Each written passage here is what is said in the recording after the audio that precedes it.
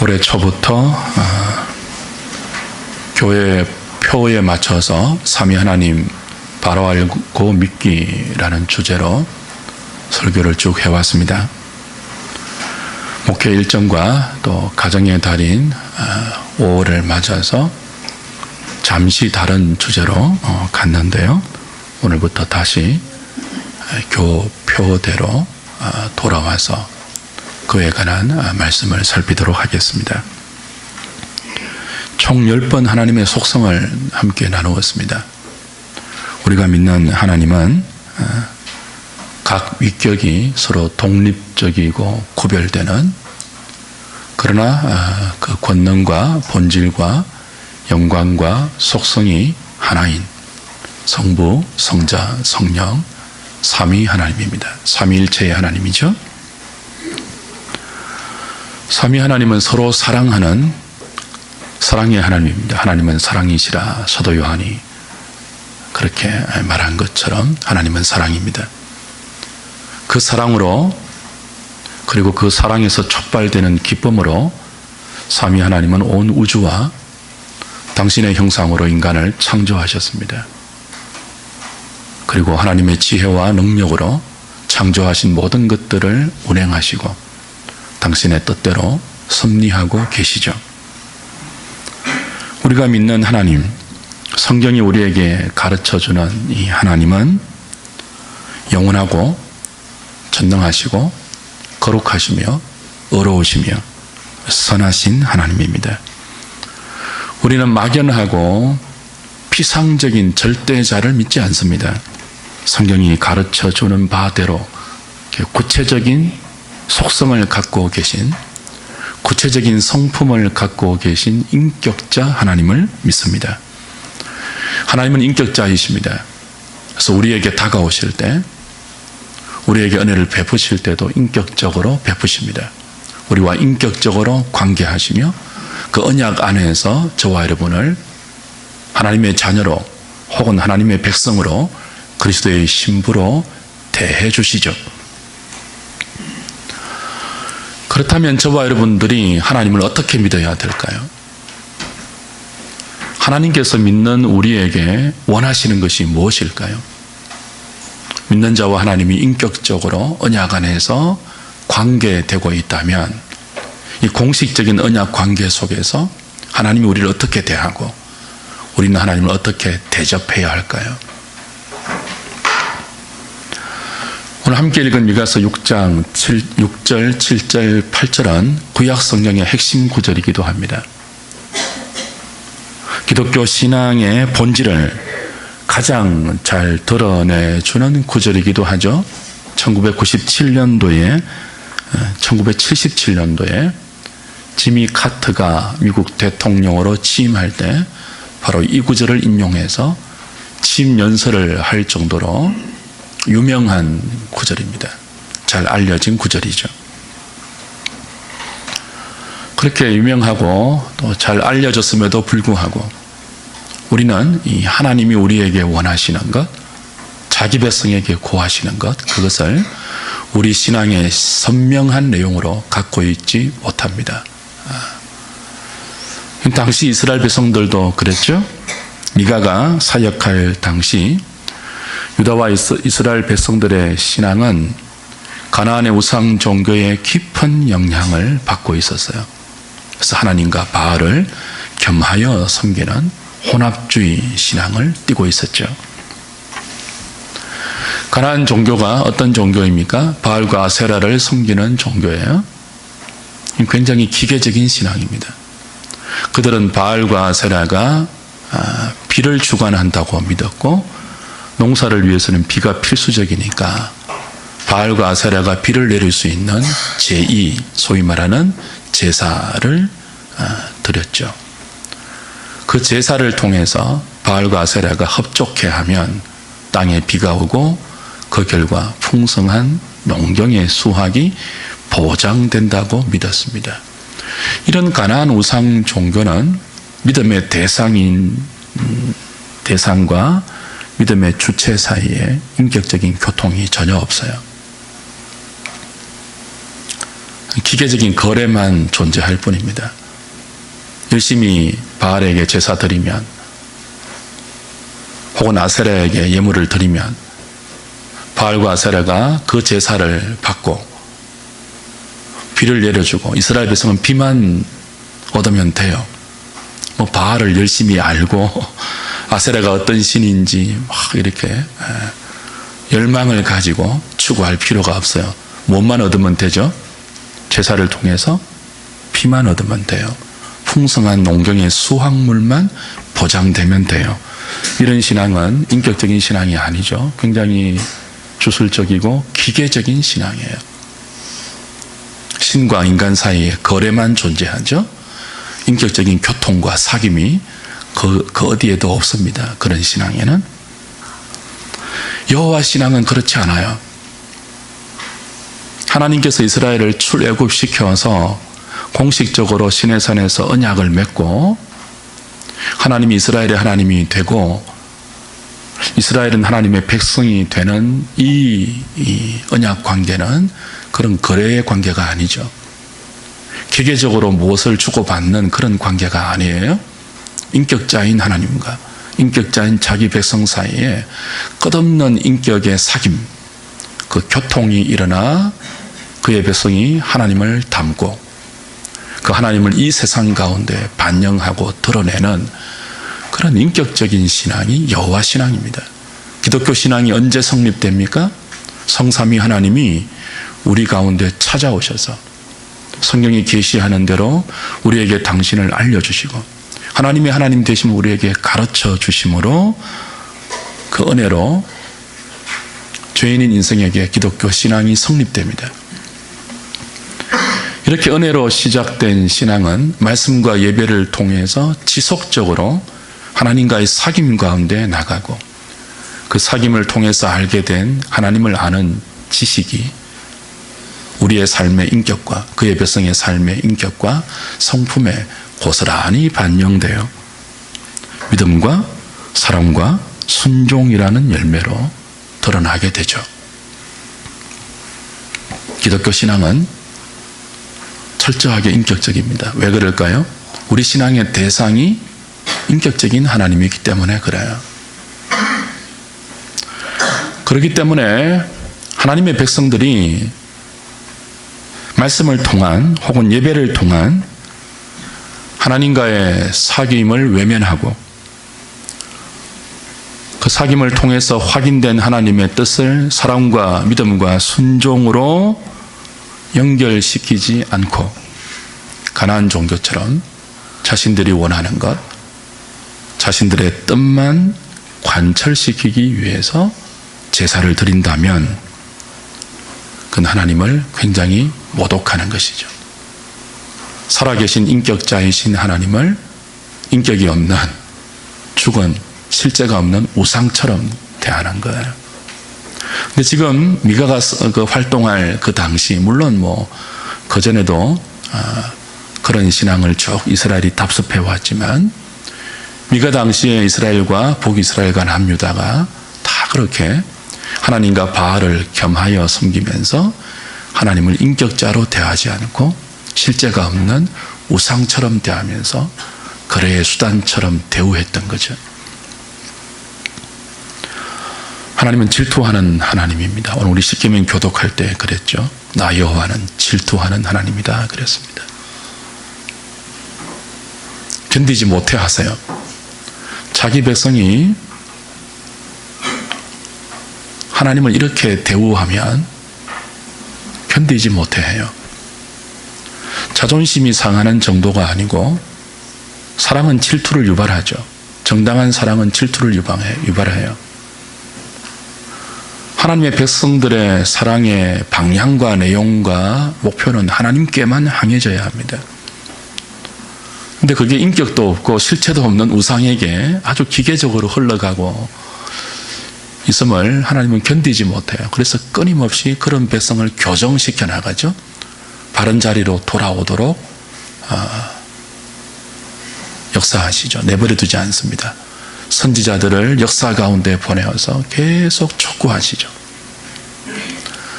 그래도 안 돌아오면, 인격적인 신앙으로 안 돌아오면 그 바른 신앙의 자리로 돌이키지 않으면 어떻게 한다고 했습니까? 마침내 이방을 통하여 망하게 하시죠. 그 시점이에요. 주전 701년부터 약 722년까지 미가 선지자가 활동했는데요. 이때는 하나님이 아수르를 사용하시고 바벨론을 형성하는 그런 시기예요. 그러니까 아수르를 통해서 북이스라엘 거의 전부를, 예루살렘을 제외한 그 이스라엘 전부를 정복하십니다. 그래서 이스라엘이 굉장히 힘들어지죠.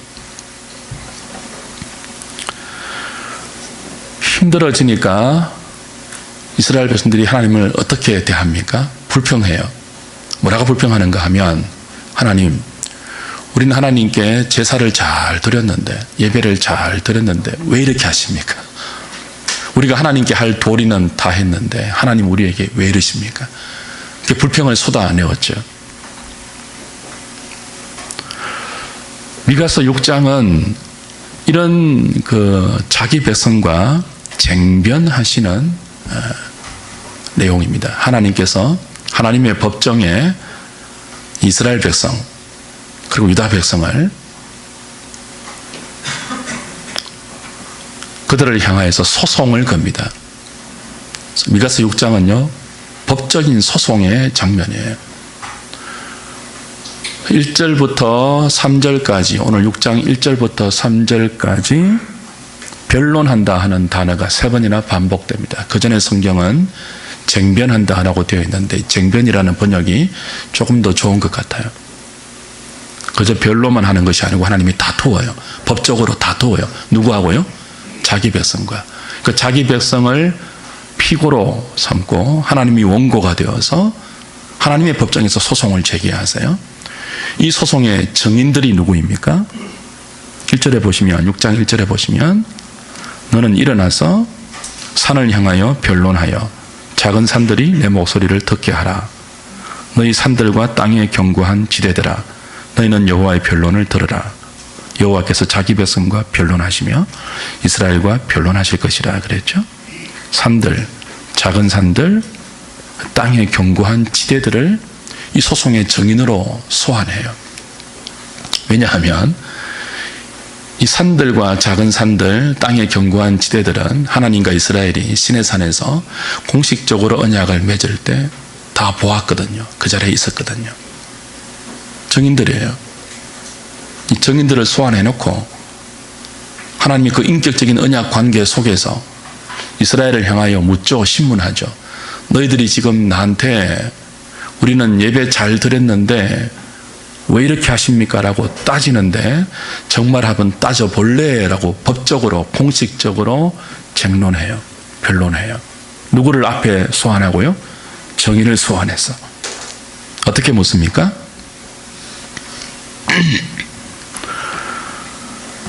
3절부터 보십시오. 3절, 4절, 5절이죠. 이르시기를 내 백성아 내가 무엇을 내게 행하였으며 무슨 일로 너를 괴롭게 하였느냐. 저 이스라엘 백성들이 자꾸 하나님이 자신들을 괴롭게 한다고 따지고 불평하니까 내가 너희들에게 무엇을 했는지 한번 진짜 따져볼까, 뭐 그런 말씀입니다. 너는 내게 정언하라. 내가 너를 애굽 땅에서 인도해내어 종노릇하는 집에서 속량하였고 모세와 아론과 미리암을 내 앞에 보냈느니라.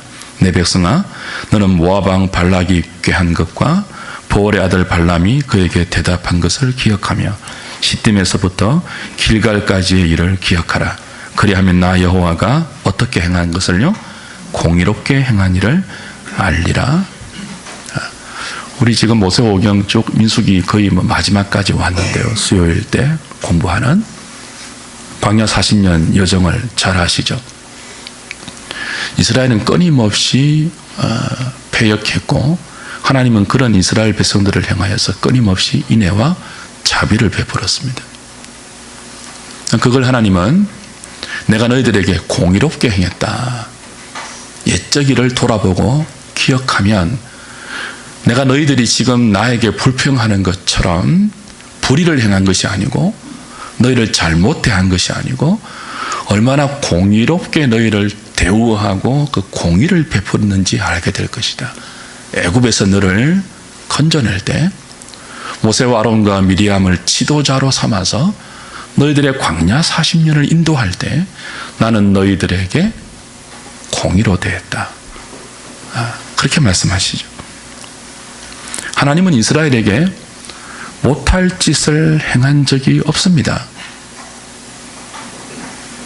하나님은 이스라엘을 괴롭히지 않았습니다.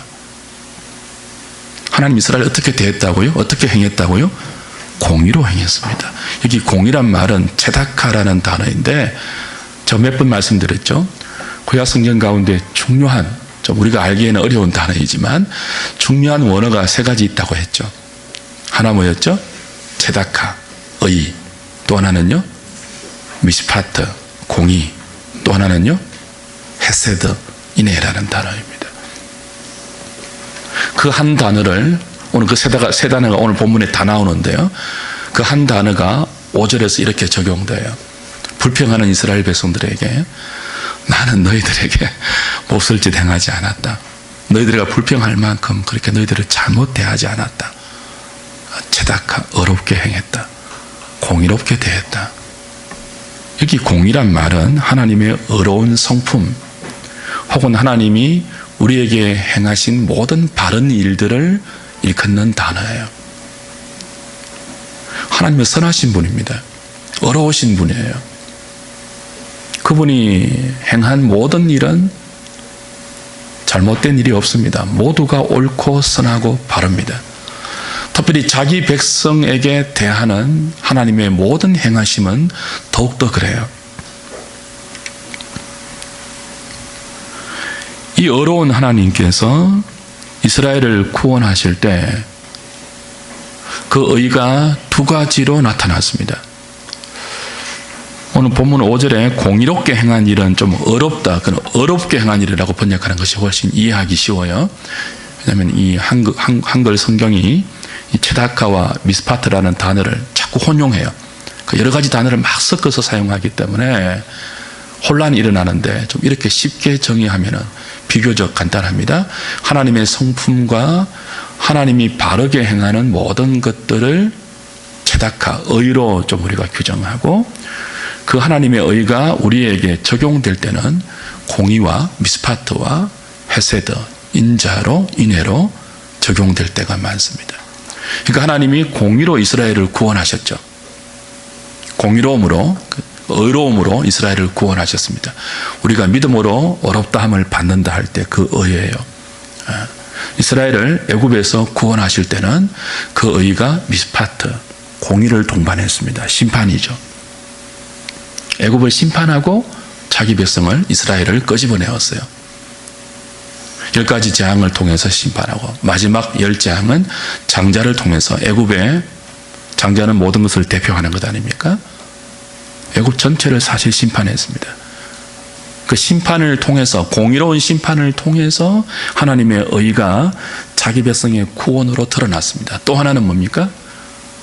애굽이 심판받을 때 이스라엘도요 사실은 똑같이 심판받아 마땅한 죄인들이에요. 그렇죠? 근데 왜 이스라엘은 심판받지 않습니까? 어린 양의 피가 이스라엘 백성들의 집 좌우 문설주와 임방에 발라져 믿음으로 발라져 있었기 때문에 그렇죠. 애굽과 똑같이 심판받아 마땅한 이스라엘이지만 하나님께서 헤세드, 인애를 베풀어서 어린 양 그리스도를 예표하는 6월절 어린 양의 피를 보고 패스오버, 뛰어넘고 그 심판을 뛰어넘어서 자기 백성을 은혜로 구원하셨죠.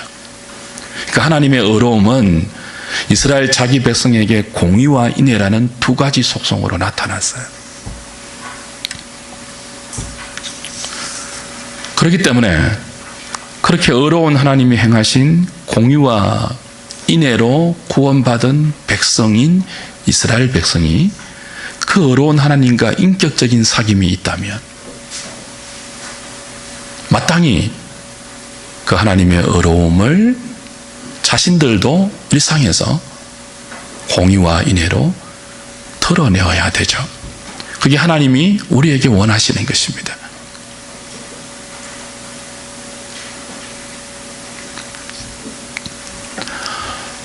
그것이 없으면 기계적인 신앙이에요. 믿는다고 하면서도 우리의 삶에 하나님과의 이 인격적인 교통과 사귐이 말씀과 예배를 통해서 이루어지지 않고 그 인격적인 사귐을 통해서 의로운 하나님의 성품이 우리에게 더 닮아지고 그 결과 우리의 일상에 하나님의 의로움이 드러나는 두 가지 방식, 정의, 공의, 미스파트죠. 그리고 인애와 사랑, 헤세드이죠. 이 두 가지 모습으로 우리의 믿음이 우리 일상 가운데 삶의 열매로 드러나지 않는다면 너희들이 과연 나와 언약 안에서 인격적으로 사귀고 있느냐, 그렇게 따지고 있는 거야. 나는 너희들에게 공의로 대했다. 너희들의 시작부터 지금까지 공의로 행했다. 나의 제다카가, 나의 의로움이 너희들에게 미스파타와 헤세드로 흘러갔다. 너희들이 나를 믿고 사랑하고 나와 인격적인 관계 안에서 언약을 신실하게 순종하고 있다면 이렇게 불의한 나라가 되지 않을 것이다.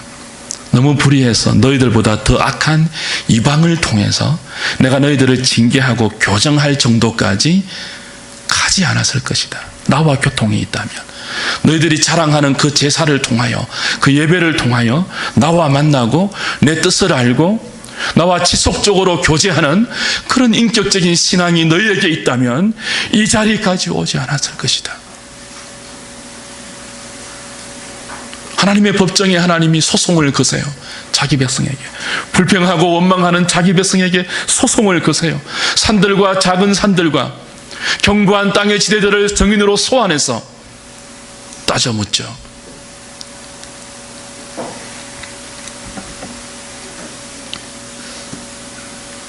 사랑하는 여러분, 하나님과 우리의 관계는 거래의 관계가 아닙니다. 하나님께서 이스라엘을 거래의 대상이나 기계적인 관계로 부르지 않았습니다. 온 우주를 다 주어도 바꿀 수 없는 독생자를 십자가에 다시고 우리를 대속하신 하나님께서 우리를 당신의 자녀로, 당신의 백성으로 부르실 때 거래의 대상으로 부르지 않았어요. 무엇으로 불렀다고요? 사랑의 대상으로 불렀습니다. 하나님이 사랑이기 때문에 그 사랑을 나누고 그 사랑의 기쁨을 함께 생명으로 누릴 수 있는 언약의 대상, 사랑의 대상으로 불러 우리를 무엇으로 초대합니까? 인격적인 교제와 사귐의 현장으로 예배와 말씀을 통해서 초대하고 있죠. 그 은혜와 그 복을 주시려고.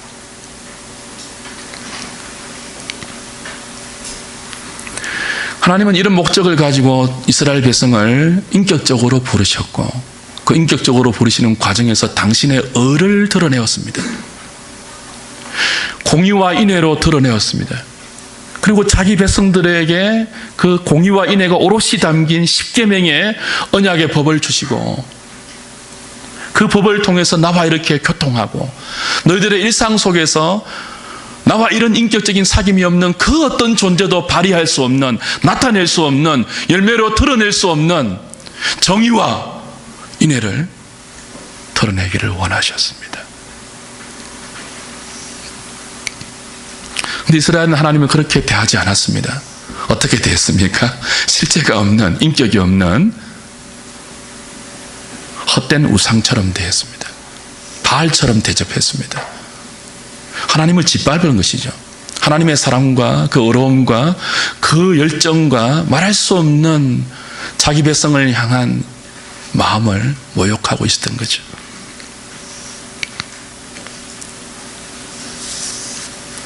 하나님 말씀하십니다. 나는 1년 된 송아지로 번제 드리는 것 원하지 않는다. 6절에 그죠?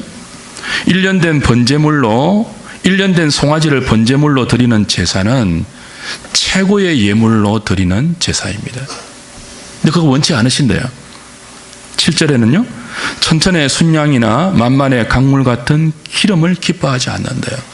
천천의 순양, 만만의 기름, 수많은 제물이 드려진 방대한 양의 제사이죠. 그리고 그 제사의 횟수도 헤아릴 수 없는 그런 제사이죠. 제물을 많이 드리고 또 예배를 많이 드리는 그 제물의 양과 예배의 횟수가 중요한 게 아니라는 것입니다. 나와 인격적인 사귐이 없는, 나를 인격적으로 대우하지 않는, 나를 거래의 수단점으로 자기의 소원을 이룰 수 있는 막연한 피상적인 적는 자 정도로 대하면서 바알처럼 내게 나오는, 그것을 위해서 내게 드리는 가장 최고의 예물을 동원하고 가장 많고 가장 자주 드리는 그런 예배, 심지어 마다들을 희생제물로 가지고 오고 몸의 열매를 하나님께 내어놓을 수 있는 최고의 헌신의 정표로 가지고 와서 그런 제사를 드린다 할지라도 그 제사에 뭐예요? 하나님과 인격적인 사귐을 갈망하는 믿음이 없고 그 제사를 통해서 하나님을 알아가는 생명의 열매가 없다면 나는 그런 제사 원치 않는다. 이렇게 말해주세요. 오해하지 마세요. 제사가 필요 없다는 뜻이 아닙니다. 제사는, 구약의 제사는 우리가 지금 드리는 예배의 원형이잖아요. 하나님 예배를 받으시는 분이에요. 예배를 통해서 하나님의 하나님 되심을 우리에게 가르쳐 주시고 당신의 생명을 우리에게 풍성하게 나누어 주시는 선하신 분이에요. 근데 왜 이걸 싫어하신다고요? 그걸 소원하는 갈망이 당신의 백성들에게 없을 때 그런 예배 안 받으신다는 거죠. 그런 예배가 오히려 하나님은 심히 괴롭게 한다는 거죠.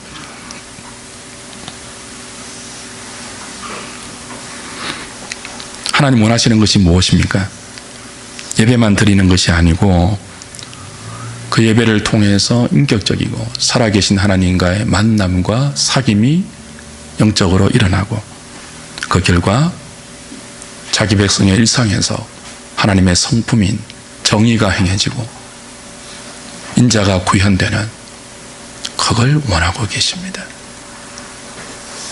하나님이 어려운 분이기 때문에 그 어려움이 우리의 일상에 어떻게 드러나기를 원하신다고요? 정의와 인자입니다. 미스파트와 헤세드입니다.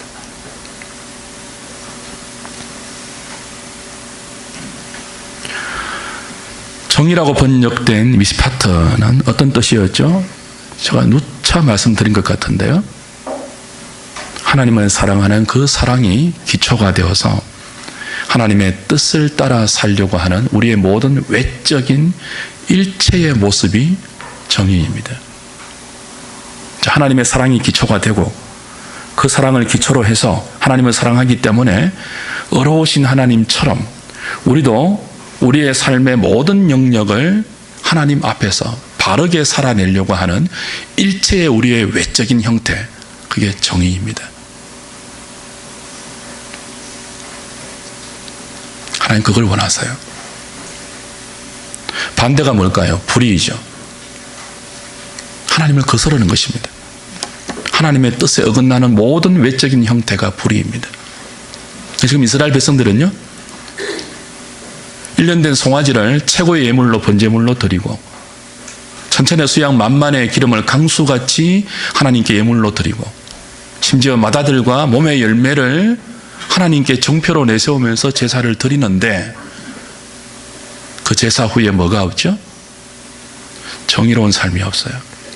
오히려 그 정의에 반대되는 불의로 그들의 삶을 뒤덮고 있어요. 강포와 거짓과 속임수와 불의가 이스라엘 가운데 만연했습니다.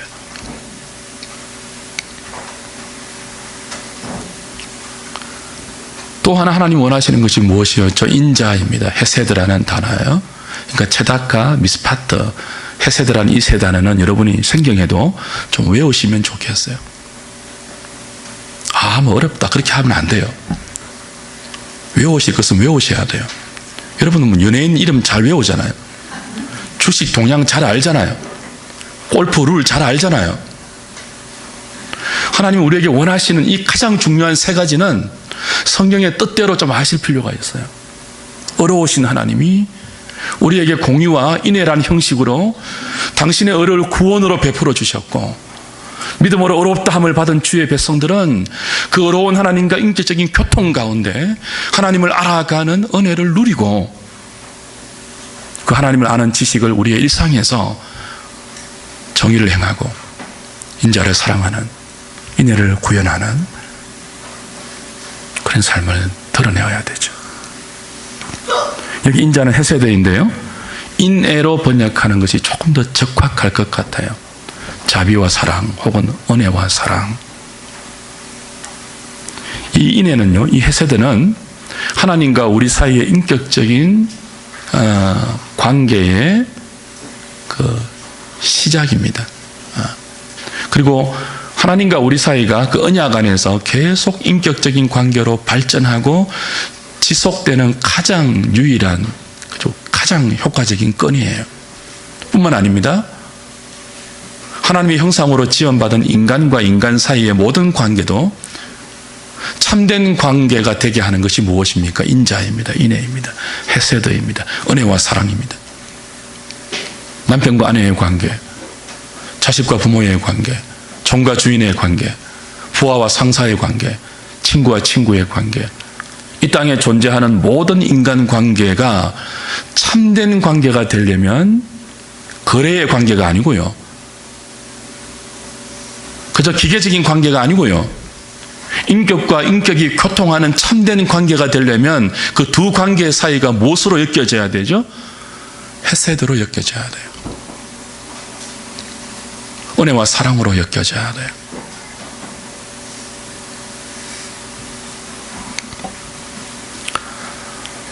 이렇게 살 수 있는 유일한 존재가 그리스도인입니다. 이스라엘 백성입니다. 하나님 구약 이스라엘을 왕같은 제사장으로 가나안 땅에 집어넣으셨고, 그 땅에서 이방 민족과 이방 나라와 전혀 다르게 살아가는 이들의 존귀하고 아름다운 정의가 있고 인애가 있는 이런 삶을 통해서 하나님의 나라가 확장되기를 원하셨죠. 그런데 그 기대를 이스라엘 백성들이 산산이 외면하고 조각내고 하나님을 기계적으로 대하고 주술적으로 대하고 정의와 인애가 사라진 불법과 참혹과 무자비와 강포가 뒤덮인 그런 사회를 만들고 말았습니다. 사랑하는 여러분, 우리의 힘으로, 우리의 노력으로 하나님이 원하시는 정의와 인자를 행하는 삶을 하나님의 기대대로 살아내는 것은 불가능해요. 우리 안에 죄성이 있고 연약함이 있고 어리석음이 있기 때문에 그렇습니다. 그래서 무엇이 필요합니까? 하나님과 인격적인 교통 가운데 정의를 행하고 인자를 사랑하는 삶을 살기 위해서는 무엇이 필요할까요? 그렇게 살자 막 다짐하면 될까요? 얼마 못 가는 거 다 경험하지 않았습니까? 그래서 뒤에 무엇이 따라 나오죠? 겸손하게 내 하나님과 함께 행하는 것이 따라 나와요. 하나님을 사랑해서 그 하나님의 사랑을 기초로 하여 정의를 행하고 인자를 사랑하는 삶을 우리의 삶에서 열매로 드러내기 위해서는 무엇이 필요하다고요? 겸손히 하나님과 동행하는 것이 필요해요. 여기 겸손이라는 단어는 유교의 겸양이라는 의미와는 전혀 다릅니다. 나 같은 것이 뭐 그렇게 이게 아니에요. 여기 겸손은요, 신중하게 행하는 것입니다. 모든 우리의 일상에서 하나님의 뜻이 무엇인지를 그때그때 신중하게 묻고, 그래서 그 하나님의 뜻을 의식하는 그런 자세와 태도로 살아가는 거예요. 그게 하나님과 동행하는 것이거든요. 그 저와 여러분들이 매사에 하나님의 뜻을 묻지 않고 그저 뭐 익숙한 대로 세상이 이끄는 대로 살아가는 것은 겸손이 아니에요. 그건 교만이에요. 하나님의 뜻과 상관없이 우리의 욕망과 세상이 부추기는 대로 그냥 흘러가는 그게 교만이죠.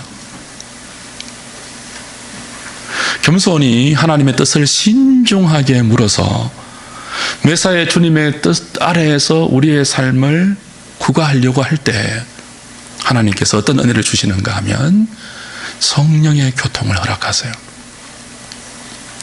미가 당시에 전부 지도자가 악을 행했잖아요. 불법을 행했거든요.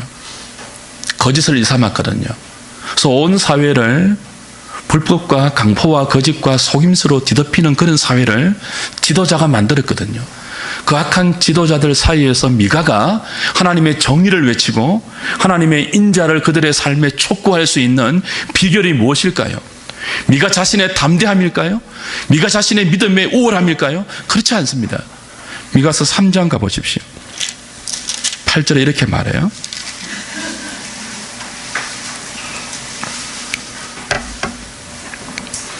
8절 같이 읽겠습니다. 시작.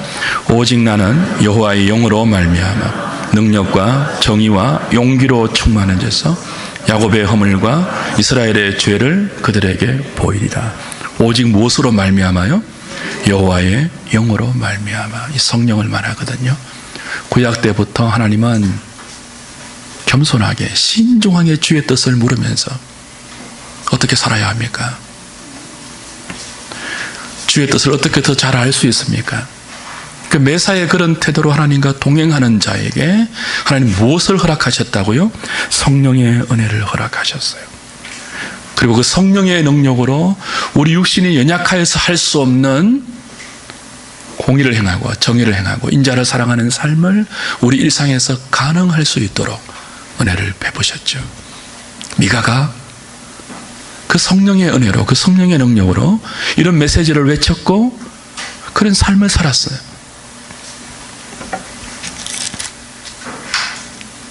우리나라에 교회가 얼마나 많습니까? 그런데도 이 사회가 정의로운 사회가 아니고 불의한 사회가 되고 있는 데는 교회 지도자의 영향이 크죠. 여러분의 영향이 크죠. 우리의 책임이 크죠.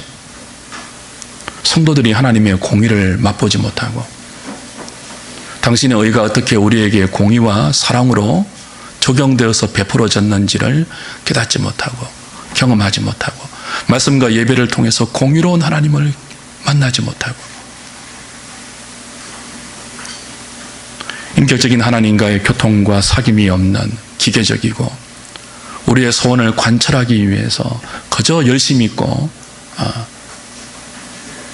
뜨거운 그런 종교 생활만 했기 때문에 교회가 그렇게 많은데 예수 믿는 사람들이 그렇게 많은데 이 사회가 그렇게 불의해요. 정의롭지 못해요. 성령의 은혜로 정의를 행하고 인자를 사랑하는 삶을 살 수 있는데 한국 교회는 지금까지 이 성령의 역사를 은사주의적이고 신비주의적이고 종교적인 에스타시를 만족하는 종교적 탐욕의 빌미로 사용했죠. 무엇으로 해석하지 못하고요?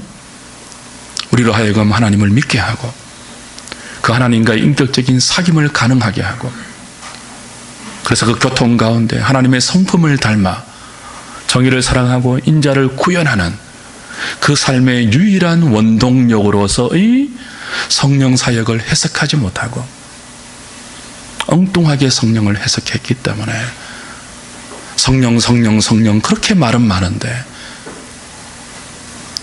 성령을 받았다고 하는 예수 믿는 사람들이 그렇게 거짓말을 잘해요.